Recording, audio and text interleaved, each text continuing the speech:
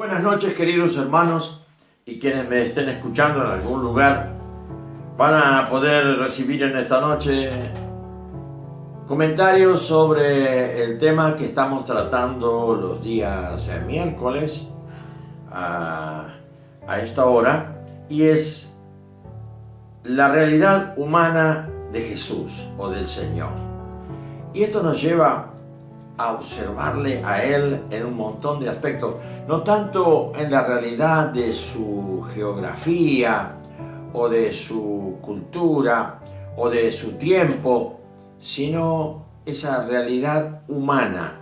Un hombre viviendo circunstancias totalmente humanas dentro de su cultura, bien digo, y dentro de su idiosincrasia. Observando cómo el desempeño de su rol, que es justamente mostrar quién es su padre, no es tan sencillo y no es tan fácil. Y después de 2000 años nosotros nos seguimos preguntando, ¿quién es su padre?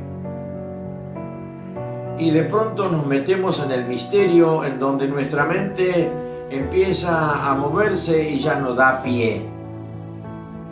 De manera que aquí sí necesitamos, para observar a Jesús, además de la pregunta ¿y quién es tu Padre?, necesitamos el cumplimiento de esa promesa del mismo Jesús antes de irse a sus discípulos y a todos aquellos que creyeran en Él, que Él enviaría un paráclito, palabra griega que significa un ayudador, alguien que te mostraría cómo se comprende ese nivel y cómo se puede experimentar esa plataforma más allá de lo humano para poder encontrar a Jesús humano llevando adelante la misión del mismo Dios en su persona humana.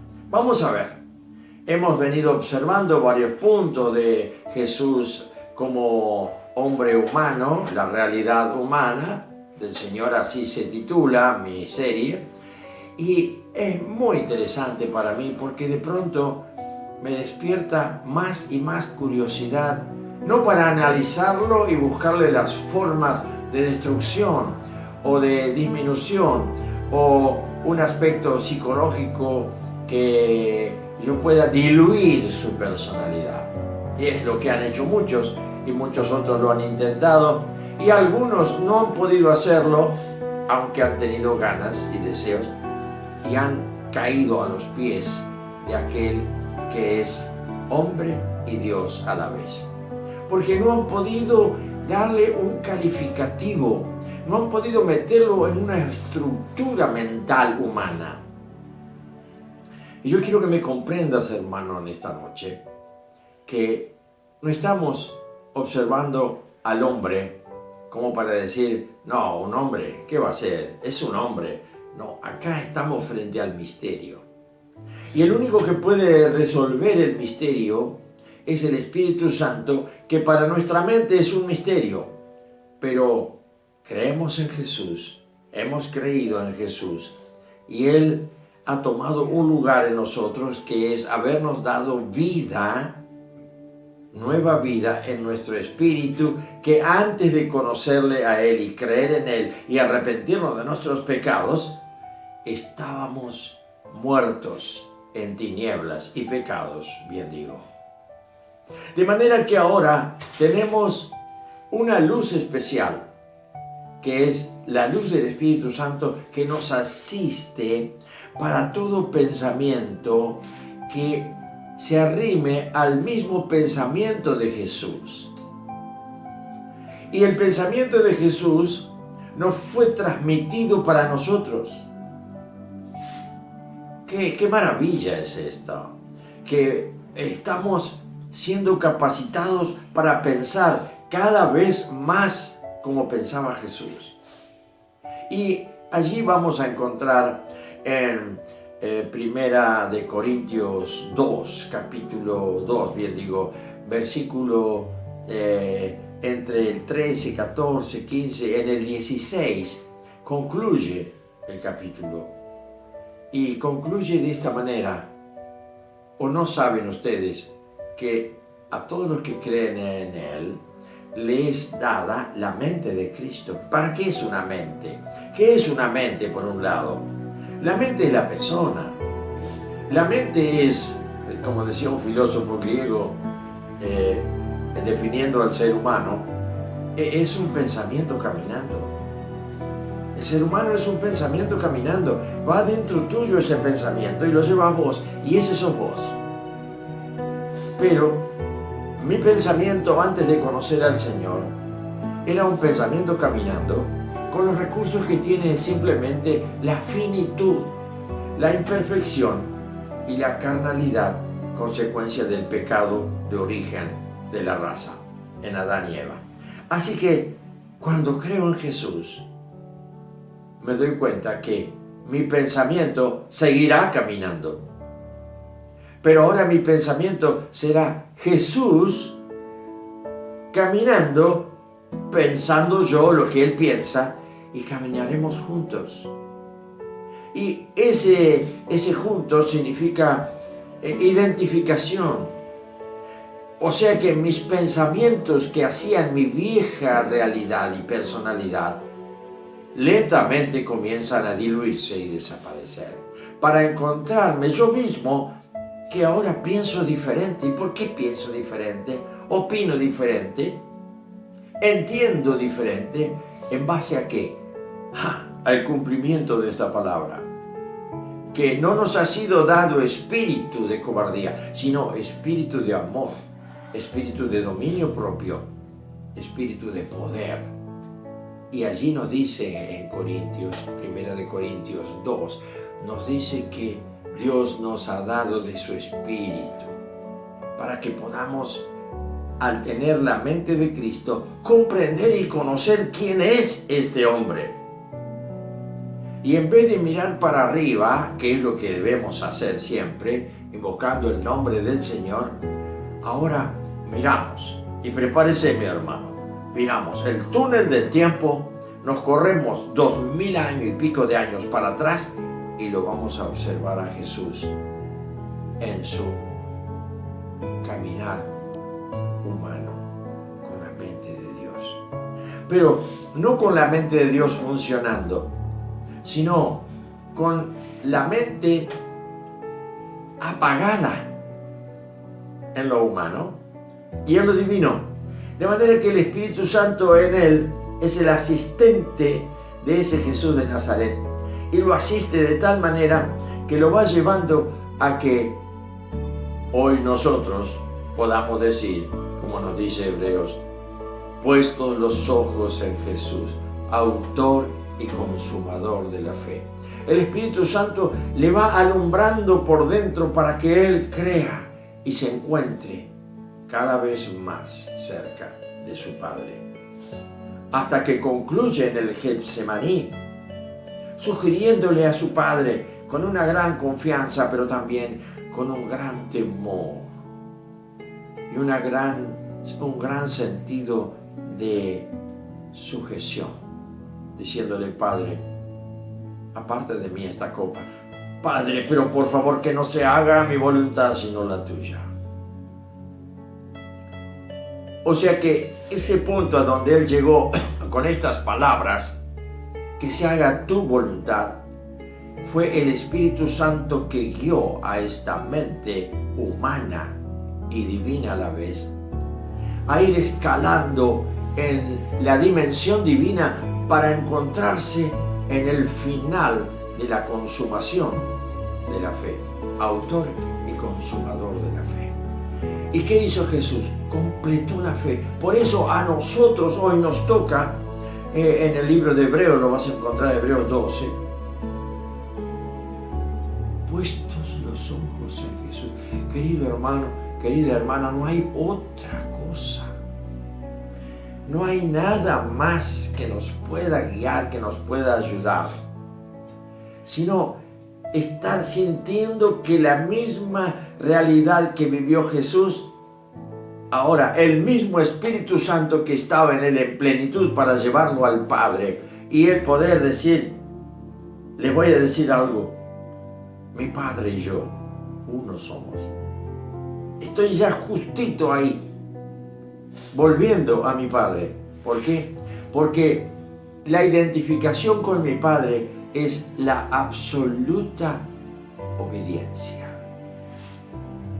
Y mi Padre se engrandece en mi obediencia, dice el Hijo. Y el Hijo se engrandece en la autoridad del Padre, haciendo su voluntad. Y piénselo, mi hermano, piénselo. ¿Cómo Dios podría ser Dios el Padre si no tiene dónde hacer funcionar su autoridad? ¿Dónde la hace funcionar Dios el Padre a su autoridad? En el Hijo. Que en Él entonces vuelca todo su amor y vuelca toda su grandeza, y el Hijo, en el lugar de Hijo, sabe que le agrada, pero el Padre sabe que al Hijo, el Hijo se deleita y le agrada hacer la voluntad del Padre. De esta manera hay una fusión necesaria en Dios. Porque ¿a quién le podría dar órdenes el Padre si no hay nadie quien obedezca? ¿Y a quién le podría entregar toda su voluntad y su sumisión, su sujeción al Padre si no hubiera quien obedezca? El Hijo es el que obedece, el Padre es el que manda. Si el mundo entendiera esto, o si los cristianos entendiéramos esto, estaríamos bajo aquella consigna que nos predica el apóstol Pablo: sujetaos los unos a los otros. Sujetaos, escúchelo al hermano, y no salga opinando y pensando, criticando. Escúchelo, porque puede haber palabra que él haya recibido de parte de su Padre y me venga a mí también, y yo pueda recibirla como hijo del mismo Dios para aprender sujeción. Sería otra nuestra vida si tomáramos en este mismo momento que pasamos este tiempo de vida, tomáramos la postura del Hijo, que es: que no se haga mi voluntad, Padre, sino la tuya. En esta dimensión podemos observar ahora a Jesús andando por la tierra en la zona de Judea. Un ser humano que no salió de los 300 kilómetros de su entorno. Y resulta ser que terminó siendo el Rey de Reyes, Señor de Señores, el que pone y saca los gobiernos, el que está sentado en el trono. No tuvo que recorrer el mundo para tener fama como hacen los políticos de este mundo. Él solo sabía que con esos 12 y esos 70 y algunos que otros de la multitud que habían escuchado su mensaje, en donde había aprendido el conocimiento de la verdad que él transmitía, con eso ya era suficiente. Por eso en Juan 17 te vas a encontrar que él ora y dice: Padre, te pido por estos, eran los 12, guárdalos como yo los he guardado, porque tú me lo has encomendado. Que hasta ahí, que limitada la función de Jesús de orar diciendo: estos 12 los guardé, porque han creído. Y luego agrega Jesús, no me acuerdo el versículo de Juan 17, pero le llaman la oración sacerdotal a ese capítulo, y de pronto Jesús agrega, y es lo más importante: y también te pido, Padre, y allí estamos nosotros en la oración mismo de Jesús, te pido, Padre, por todos aquellos que habrán de creer a través de estos. ¿Y cómo es eso? Es que nosotros tenemos las Escrituras en donde quedó grabado y escrito, y así ha llegado hasta nuestros días el poder de las Escrituras, el poder de una Biblia. Biblia es el plural de libros en griego. O sea, ha llegado el poder de los libros que contiene este libro.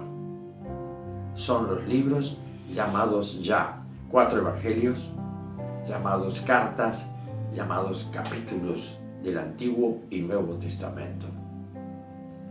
Y entre Génesis y Apocalipsis tenemos un caudal de revelación que si nos ocupáramos debidamente, mi querido hermano, hermana, estaríamos enloquecidos por lo que eso despierta en nuestro interior a través de lo que puede hacer el Espíritu Santo, es revelarnos y despertarnos la palabra del Señor Jesús y la palabra del Antiguo Testamento, que no es otra que la misma palabra de Dios expresada en todos los libros que contienen una Biblia. ¿Y por qué Biblia? Lo vuelvo a repetir. Biblia es el plural de la palabra libro en griego. O sea, los libros, estos son los libros, la Biblia. Y tiene todo el contenido para que todos aquellos que podamos leer, comparar, estudiar, pero entregar al Espíritu Santo que nos revele a ese Jesús a través de los apóstoles que escribieron y otros grandes siervos de Dios que escribieron y que hoy compilan el ejercicio de la posibilidad de leer y llenarnos de lo que es este misterio escondido al mundo. Tenemos acceso a un misterio escondido al mundo. Un misterio que el mundo y muchos del mundo lo leen para analizar y para criticar. Nosotros lo leemos para conocer la persona de Jesús, sabiendo que Él es el centro. Y otra vez te cito Hebreos 12, puestos los ojos en Jesús, autor y consumador de la fe. Vamos a ver un poquito ahora, con lo que nos queda de tiempo,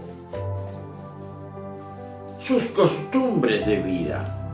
Porque Jesús, no sé cómo hubiera sido su persona, cómo hubiera actuado en este tiempo. No quiero buscar tampoco una imagen, un modelo para actuar yo o tú o quien sea a la manera de Jesús. Es el Espíritu Santo el que dicta y el que ora por nosotros con gemidos indecibles para estar siempre en la postura de Jesús, no en el tiempo de Jesús. Y Jesús no estuvo en nuestro tiempo, pero sí el Espíritu Santo nos saca del tiempo y nos lleva a la dimensión espiritual, que nuestro espíritu ahora discierne y no solamente eso, empatiza porque ha habido en nuestro nacimiento a la vida de Dios, ha sido a través de gracia y amor. Y ese amor fluye en nosotros y no lo apagamos.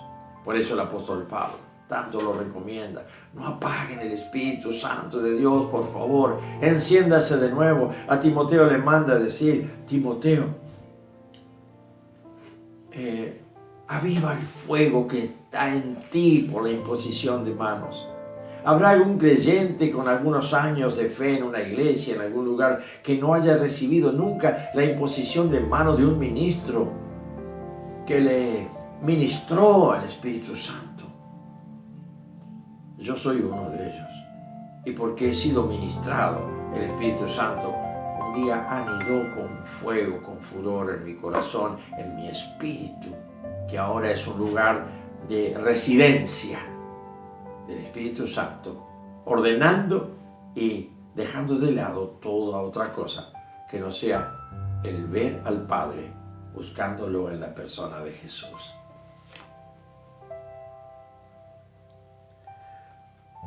Jesús no tiene ningún lugar fijo para enseñar.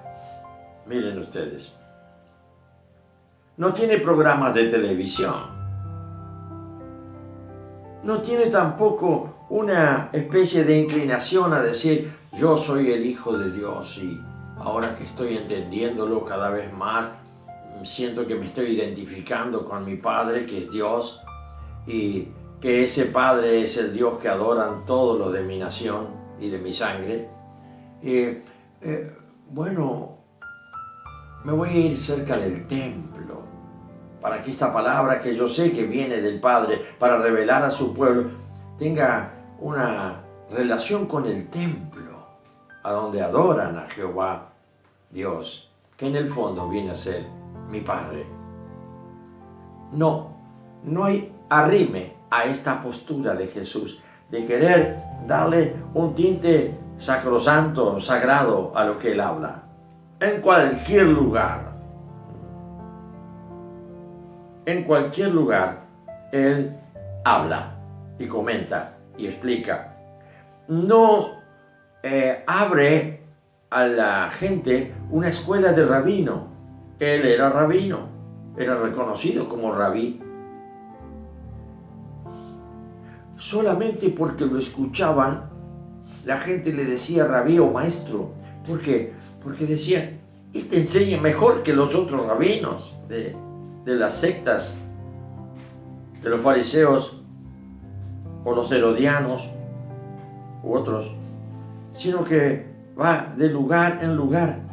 Él recorre los pueblos, las ciudades que había en esa zona, y allí establece su palabra, porque su palabra no era para ser dignificada por un lugar especial, sino que su palabra era dignificada por aquel que creía y arrimaba en su corazón una llama encendida como preparatoria para la venida del Espíritu Santo.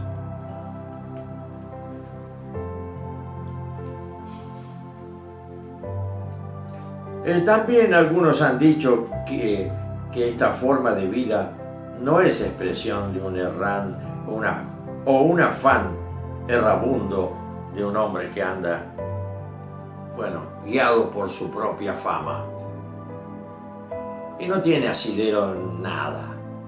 Anda predicando una doctrina o filosofía propia. Ha llegado a descubrir algo aparentemente en su propio pensamiento filosófico y lo anda anunciando al mundo. Es lo menos que él podría hacer. Nunca se le ocurrió eso, porque a él no se le ocurría nada. Él transmitía lo que se estaba evidenciando dentro de la conciencia humana, guiado por el Espíritu Santo, que lo llevaba cada vez más en crecimiento a la identificación con su Padre, para que Él nos dejara dicho: el que me ve a mí, ve al Padre. Misterio. Pero qué proceso, y sobre todo el proceso de los 3 años de su ministerio. 3 o menos según algunos. Qué proceso maravilloso. ¿Saben que ese proceso es el que Él quiere que en nosotros suceda en el tiempo que estamos viviendo en este mundo? Nosotros somos algo especial. No somos como el mundo. No podemos vivir en la atmósfera de este sistema del mundo, bajo el poder del príncipe de las tinieblas. Tenemos elementos, tenemos armas, tenemos conocimiento, tenemos virtualidad, o sea, poder para permanecer en altura. Y si todo el mundo está bajo el maligno, como dice en 1 de Juan, tenga cuidado, mi hermano, tenga cuidado.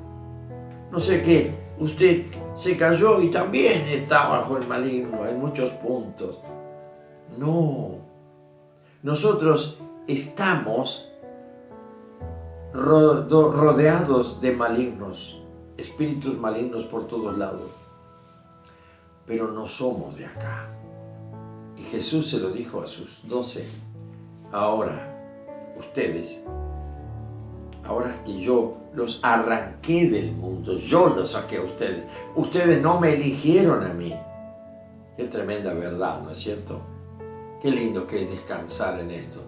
Yo no tengo que esforzarme porque la obra que pasa en mi vida y la que está sucediendo en mi proceso de caminar cada día hacia una meta final, y que el final va a ser glorioso, porque lo mantengo en esperanza viva. Esto ya está planeado por alguien. Yo no tengo que inventar nada, no tengo que preocuparme de nada, no tengo que considerar nada. Solo estoy llamado para alabanza y gloria de su nombre. Cuando lo entiendas, vas a ver que andamos como volando por lugares celestiales en Cristo.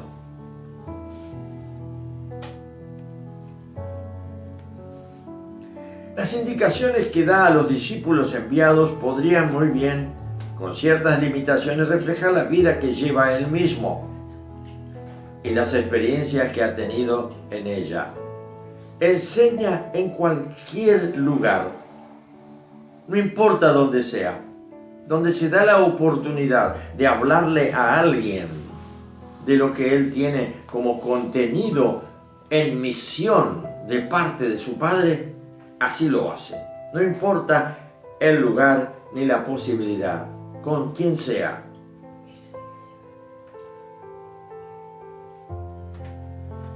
En las sinagogas lo dejan entrar, habla. Podía hablar todo mayor de edad, así que él aprovechaba las circunstancias siempre. En los corredores y pasillos del templo, ahí Jesús andaba y lo miraban y le hacían preguntas y él hablaba y quedaban todos suspendidos porque nadie entendía nada, pero decían: nunca hemos escuchado hablar a un hombre así. Porque su palabra era palabra espiritual y él lo dijo: mi palabra, mis queridos, mi palabra es espíritu y vida. Y la gente quedaba conmocionada cuando él hablaba. Eso es lo que él quiere de nosotros, que seamos llenos del Espíritu Santo, no para tener caídas o levantadas, no para tremolar en el cuerpo y mostrar un fenómeno extraordinario que también sobrepasa el control del cuerpo en la mente, sino simplemente para que en nuestro entorno las personas sientan que hay una fuerza que les sujeta y que no es la fuerza de esa persona como tal, sino lo que la persona transmite. Hemos sido constituidos evangelistas, hemos sido constituidos aquellos que vamos a llevar el mensaje adentro. No lo calles y trata de darlo, no como algo tuyo, sino como algo de tu mandato celestial. ¿Tienes el mandato de hablar del Señor, levantar la bandera de Cristo en todo lugar y en todo momento? Bueno, eso es lo que tenemos que discernir día tras día. Pero cuando sepas que eso es tu parte en la iglesia, ponete a tiro. Busca, confesá a alguien. Tenés una inquietud adentro, tenés un fuego adentro que se está encendiendo. No lo apagues por tu voluntad. Busca orientación, busca consejo, porque puede ser que el Señor te ha elegido para algo grande y estás aquietado por miedo o por sospecha de algo diferente, y entonces estás aquietado y te estás apagando. Enciende el fuego que está en ti por la imposición de mis manos. Y en esta noche, yo no soy Pablo, pero tú puedes ser Timoteo. Que el Señor te bendiga.